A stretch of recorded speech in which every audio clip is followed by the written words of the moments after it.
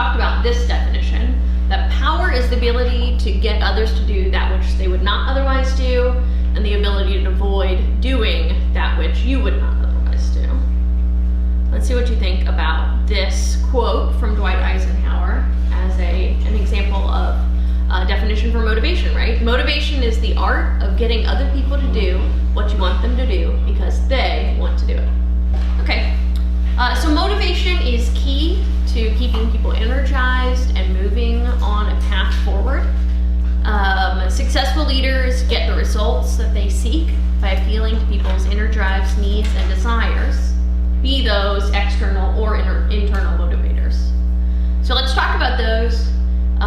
What is external and what is internal motivation in general, and then we'll talk about what tends to work in terms of motivating others. We saw that some of you were more motivated by internal, some more motivated by external motivators. So first of all, it's important to understand that the people that you're leading and the people that you're developing relationships with, like your boss, understand their motivations. That way that you can adapt to them, come up with strategies for helping motivate them to do the tasks that you need them to do, perhaps even crafting their jobs towards aspects of the team's work that they're most suited to and most motivated by. Okay. So first, external motivators. This is really popular. A lot of people think that the best way to motivate people, a lot of organizations think the best way to motivate people is by giving them rewards. So it could be like financial incentives, status, other kinds of compensation like bonuses, right? And then there are less obvious ones like job security, good working conditions. But these sorts of things are, the reason that they're external motivators is because they're related to the job environment and not the job content themselves.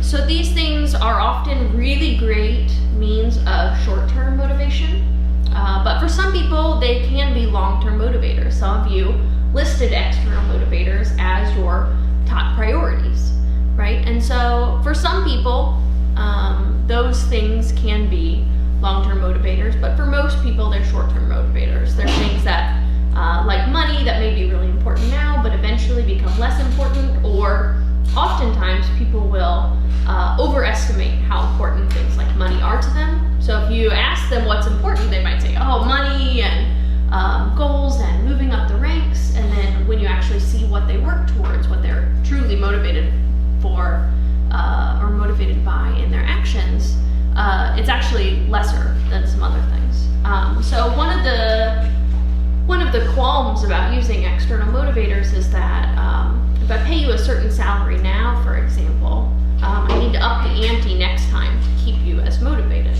right? Or if you get a certain amount of bonus this time, I may need to up the ante next time.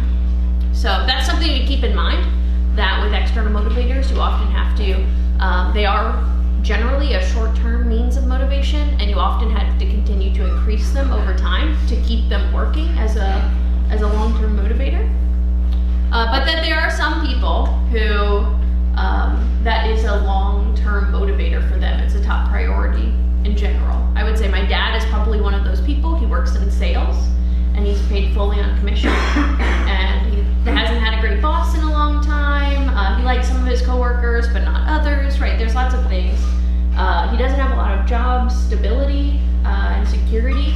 If he were not to produce, they would fire him, right? But he continues to work and long-term be motivated to sell more, to be able to make more money. And so that's worked for him. And for some people it will, and that's great. But understanding, if his boss didn't understand that, or he didn't self-select into a job where that was the case, that could be a real problem, right? The alternative is internal motivators. There's definitely overlap between the two, but internal motivators can inspire people by enriching their jobs, right, and giving them broad responsibilities, and this can increase their job satisfaction. So some examples here are about the person or the job themselves, right? So it can be about the employee or about the job content. That's kind of the differentiator. So some examples are achievement on the job, getting feedback from people within and outside the organization about how good quality your work is, right? That kind of recommendation and getting credit for the work that you do.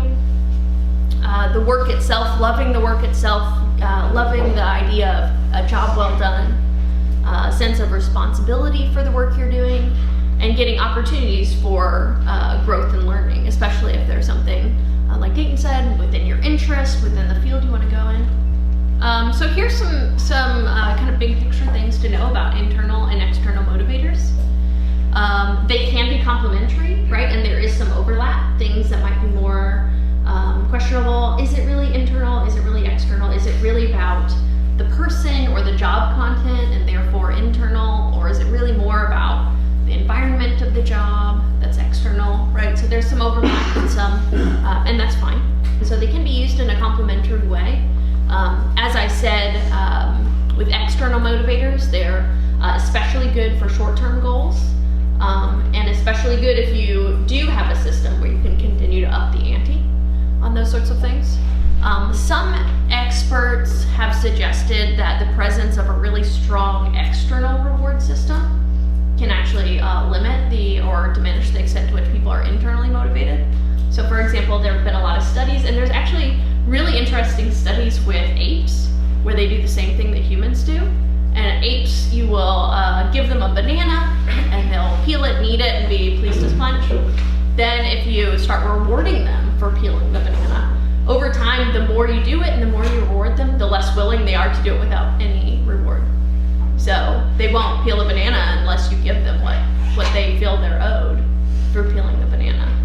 And they found that this is true for really menial tasks, for things like Legos, all the way up, that people may really enjoy doing some task, and the more that you make strong external rewards for it, the more they feel like now they're not so internally motivated, they better get that external reward to be willing to do it. So we're gonna watch a couple videos. First, let's watch a video on recognition, and I hope this works, it usually does.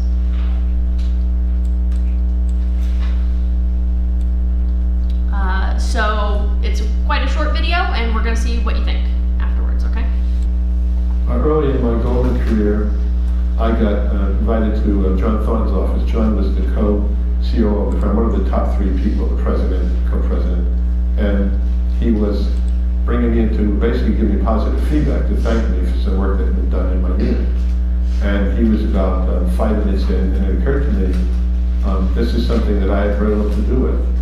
And I was feeling uncomfortable. He was getting quite lavish in his praise, and it was just unearned. So I said, look, John, let me stop you for a minute. And I explained what I just said, that the work he was praising me for was really done by various members of my team.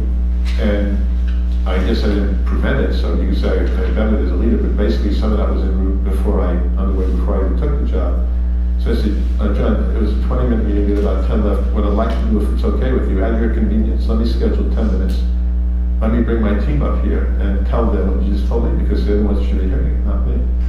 So he agreed, and we came back, time convened to him, and the 10 minutes became 55 minutes, and he went through, he elaborated on why he liked it, how important it was, went on to tell the team was like 8 people, that's all I had working for me at the time, many junior people.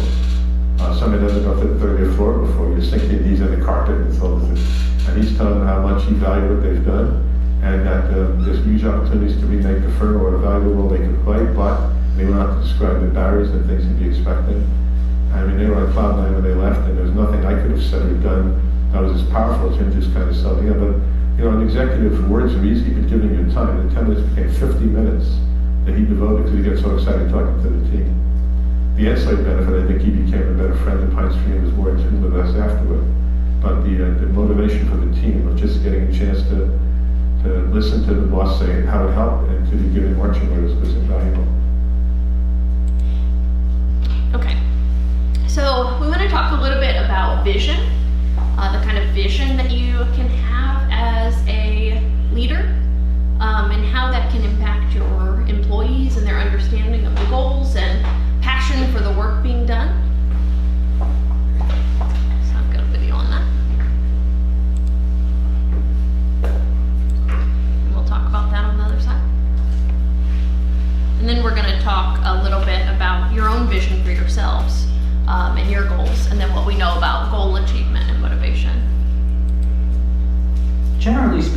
consultants have a pretty tough sales job. You've got to go in and tell a company that they're not doing something right, that they need outside help. Now, the specific services that we offer is an even tougher sales job, because we don't go to companies that aren't doing well and say we can help fix you. In fact, we go to the companies that are doing spectacularly well, and we tell them, in essence, everything they're doing is wrong. If they keep doing that which has made them successful, they're ultimately going to perish. It's a really tough message. So how do you persuade someone that's been successful, that seems to be doing everything right, that's been getting praised their entire career, that maybe they don't understand the whole picture? Well, there are 3 tricks that we use.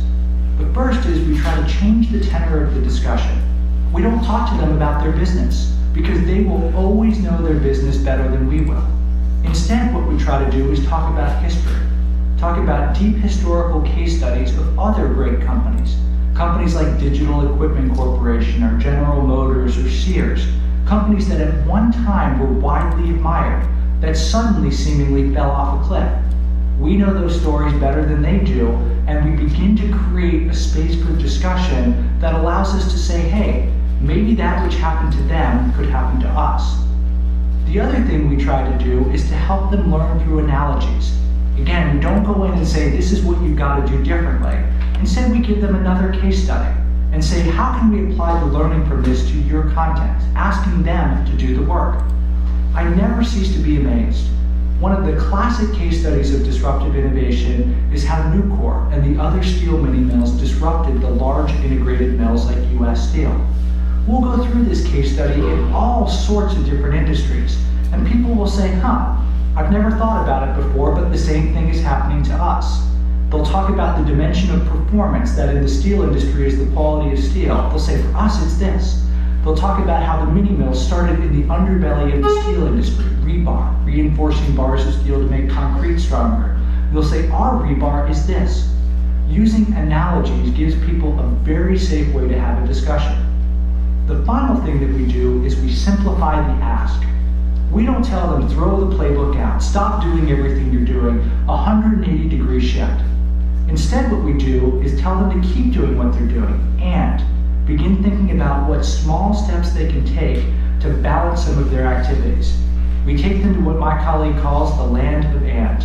You want to continue to be excellent at everything you're doing, and you want to begin to create the ability to create tomorrow's great growth businesses. Changing the playing field, using analogies, and making it simple to say yes are ways that you can begin to persuade people to do things differently than they've done them in the past. Great. So this is an example of a way that they use stories and analogies from other examples and industries that don't feel so close to home and hurt so much to hear about, to push for a vision of improvement, right? So this is an example where you're creating a vision to improve an organization that's already doing well. So I want you to think a little bit about what your short-term and long-term career goals are. We're going to kind of go through that, your vision for yourself, career and non-career related goals. Okay, so rather than going through the class and asking everybody what their short-term and long-term goals are, I want you to keep those in mind now that you've thought a little bit about them and done some self-reflection. Keep those in mind as we talk about how we go about setting goals, achieving goals. This can be used, for example, to alter your goals in some way, and maybe that your goals are not things that can actually be measured, or they may not be actionable, and so you may want to tweak a little bit in your head or on paper what your actual goals are, or they may help you come up with shorter term goals or more tough goals or more achievable goals. So let's chat a little bit about what we know about goal achievement and motivation. Okay, so goal setting theory is probably the most popular theory about motivation there is. After probably 60 years of research and hundreds of different research projects on this, we know, for example, that having specific, realistic, and challenging goals, and then getting feedback on your progress towards that goals is the best way to achieve them. And so those kinds of goals, those specific, reasonable, and challenging goals are much more motivational than if, for example, you don't give your employees any goals, right? Or if you give your employees really easy goals to achieve. Or if you give your employees the kind of goals where it's do your best, just do your best. That'll be fine. As well as if you give your employees goals that are unreasonable and unachievable. The best, most motivating goals that produce the highest performance are always specific, realistic, and challenging goals, or what you might call stretch goals, right? So you want them to be difficult, where employees are going to have to maximize the amount of work and effort they put into it, but still realistic and achievable, okay? So lots of organizations have used this metric, these types of goals, from Microsoft to CrossFit to help get buy-in and commitment to employees' goals. So I want you to take a minute and look through this and look at your own goals. We're going to spend about 4 minutes on this, and look and see if your goals that you've just written out are specific, measurable, attainable, relevant, and time-bound. Okay. So I think it's pretty obvious why we might want to have these SMART goals. We want specific goals, and we want measurable goals because we need to be able to track whether or not we've been successful, track our progress on those things, gain feedback about how we're doing. You want things that are attainable but are still a stretch, so difficult, because very easy goals or not having goals at all, or unachievable goals are things that we won't be as motivated to achieve, right? We won't work as hard towards, that sort of thing. We want relevant goals, so we want goals that in the short term help build us towards our long-term goals and successes, in our opinion. And you also want things that are time-bound, because once again, you want to be able to measure whether or not you're working towards that achievement. So the less potentially obvious question is, why should these goals be self-set? So Microsoft, CrossFit, lots and lots of organizations use self-set SMART goals. Why might you want self-set goals? And you might think, why might you want self-set goals for your employees? If you're leading a team, why might you want your employees to create self-set SMART goals? Yes, Scott? It motivates them by increasing their autonomy.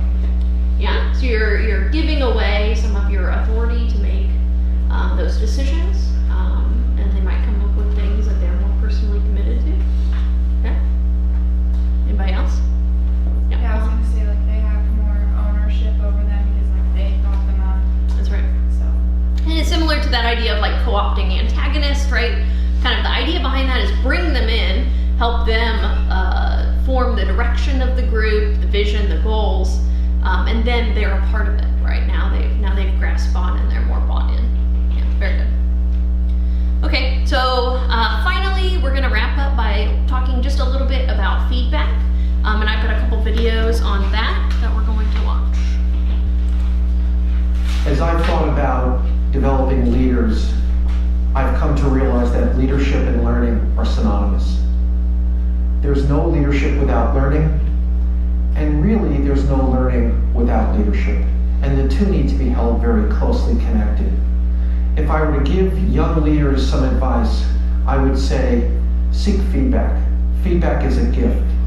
Whether it's 360, whether it's feedback from your colleagues, or whether it's feedback from your boss, or people who report to you, seek out feedback. Take comfort that people are giving you feedback on what you do well and where your growth areas are. And really relish that opportunity to self-develop. Find a mentor, find a good coach, find someone that will give you straight talk and candid feedback on where your key areas for development are. We really value learning agility in leaders and the ability to continually adapt, to learn, to take appropriate risks, to reflect on what you're doing, whether that be in the form of a journal or whether that be in the form of a daily meditation or a daily practice. You really are the author of your own development. It's not something you can outsource and you can't leave it behind. So remember, as you seek to develop your leadership in your career, always remember that leadership and learning are two sides sides of the same coin. Great. So, kind of to use an example that Sky gave, if you want to be a great wife, right? You might have a really strong opinion about how good you are at that, right? And how you're working towards your goals and right those sorts of things. But if you never seek feedback or receive feedback, you may find that you're wrong, right? And so the same is true in your organizations, right? If you may have a certain opinion about your own performance, about your strengths and your weaknesses, areas for improvement, that sort of thing, but you still need to seek out feedback to make sure and to clarify and to develop actionable steps on where you can improve. Giving developmental feedback is something I think a lot of managers struggle with, and a lot of them are very good at it. I was lucky that early in my career I had somebody who was really good at it. This fellow's name was Don, and he was my manager at a consulting firm that I worked with early on.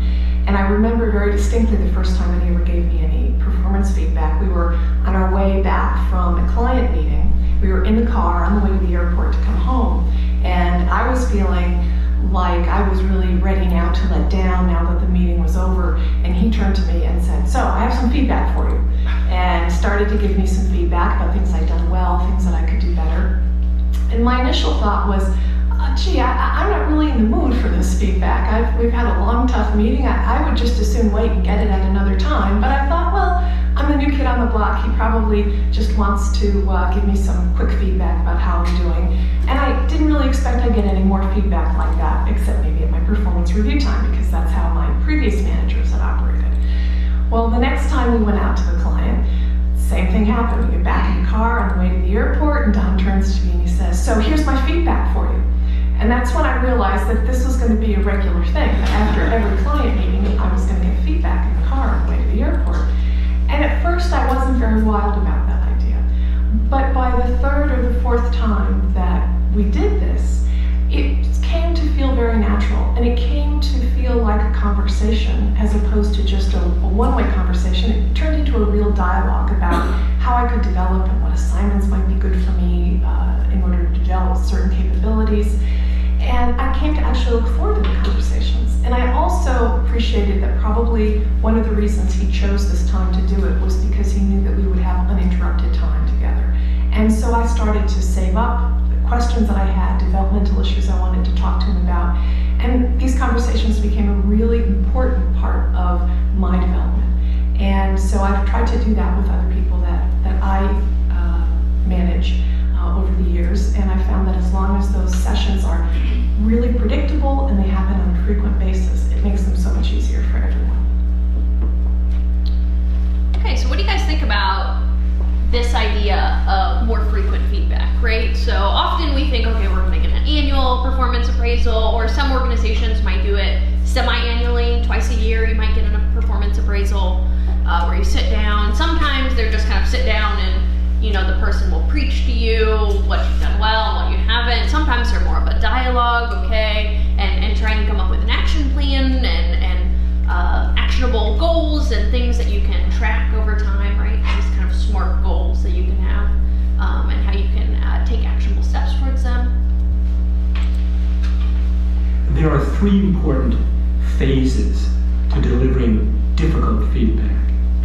And often managers do well with the first two, but miss the third. The first phase is the positive frame. If you know you have some difficult feedback to deliver, you begin the conversation with a positive frame, letting your employee know what they are doing well, where they are being effective, which talents are appreciated. Then there's the delivery of the difficult message, which should be done with respect, but very directly, with detail, and in behavioral terms, being very specific about the types of behaviors that are problematic, rather than making it very personal. You this, you that. So the more behavioral you can be, descriptive, the more effective. That's phase two. Now, the third phase is the one that is often omitted, and it is what I call normalization. Making things normal again. Reestablishing the relationship as a comfortable relationship where the employee can come to you with whatever type of content or issue and feel that he or she can share with you in a non-evaluative environment. So whether it is at the end of that feedback session or whether it is the next day when you're walking down the hall past that employee's office, make sure to finish with a normalizing response, such as, I want to say again, how really valuable I find your contributions to the team. I want to say how we really value your ability to write or whatever that talent is. Now the next day, another normalizing move may be to drop by with some type of personal message. How was your son's soccer game? What was the outcome? How are things going about this or about that? So, in the 3 phases, remember to begin with a positive frame. Remember to be behaviorally specific when you deliver the difficult message, but remember to bring the relationship back to a normal, open relationship where your employee is comfortable continuing in that relationship with you. Okay. So does anybody have qualms with, now one example is the sandwich, and his example, it was the same. You start positive and move on to the negative thing. Does anybody have any qualms with that? Or do we think that that's generally a good idea as long as it's relevant to the task at hand or the person and not kind of irrelevant? Yeah.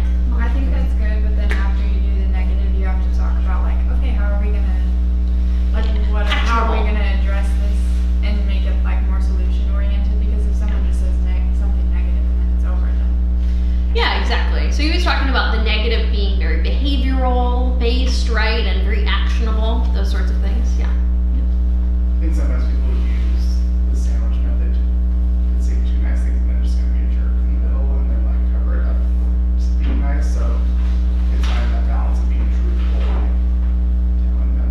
It's almost, I guess my issue would be better is to give the feedback honestly and in a caring way. That's still candid, but Yeah. not trying to cover it up with Positive things that you sandwiched in between. Yeah. So if you can find something positive that's genuine, that's relevant to whatever it is we're talking about, the project or their performance in general, those sorts of things, go ahead and include that. Maybe start positive, but otherwise, just be candid and caring and actionable.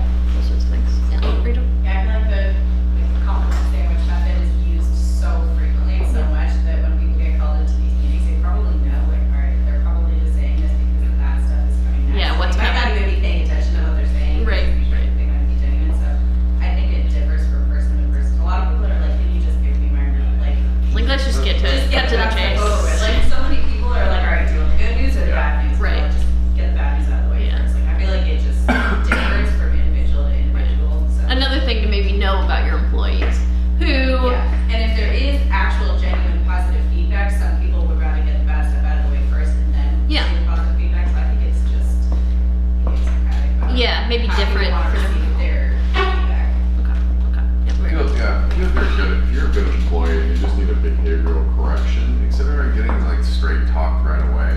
You have that discourse with your boss already. If you already built that trust, your boss calls you in and said, "Listen, you just effed up on this report," and he tells me he or she tells me that it's this isn't my best work. I feel bad, sure, but if I already built a good, strong relationship with my boss, I would rather have direct feedback than be coddled and to try to tell me that I'm still a great employee and feeling it's not genuine. I don't talk that to my friends when I tell my friends they were being an asshole. I'll tell them they're being an asshole because I have the trust to tell them that. I don't need to frame it in a sandwich way. Why would you need to be cuddled? That's especially true though if you've been receiving recognition and if you feel feedback like you're along doing the way. well. Right. Whereas that may not be the case if you never hear anything but once a year. And this meeting where you got brought in and reamed. Sure. Right. So it can work hand in hand and it might depend. Well, I feel like you also can't do every review the same way because some people are like that. They're just give it to me straight and that's good. But other people Would leave that conversation bawling. yes, Yeah. there's different personalities and you have to kind of adjust the delivery based on who it is. Oh, absolutely. Yeah. Absolutely. Yeah, you need to know your employees. Even things like Rachel mentioned asking, do you want the good or bad news first, right? Or know an employee that you shouldn't ask that. You should just give the good news first and follow it up with a positive, you know, that sort of thing. But understanding your employees and how they handle feedback is something you can learn over time as you give more feedback, especially if you're not just doing an annual or semi-annual review. Something you pick up on, but it's also something you can ask about, right? And always having the negative feedback behaviorally specific and actionable, coming together, right, to come up with a plan, right? That way you bring them into the SMART self-set goals, and you work together to come up with those steps for the negative feedback.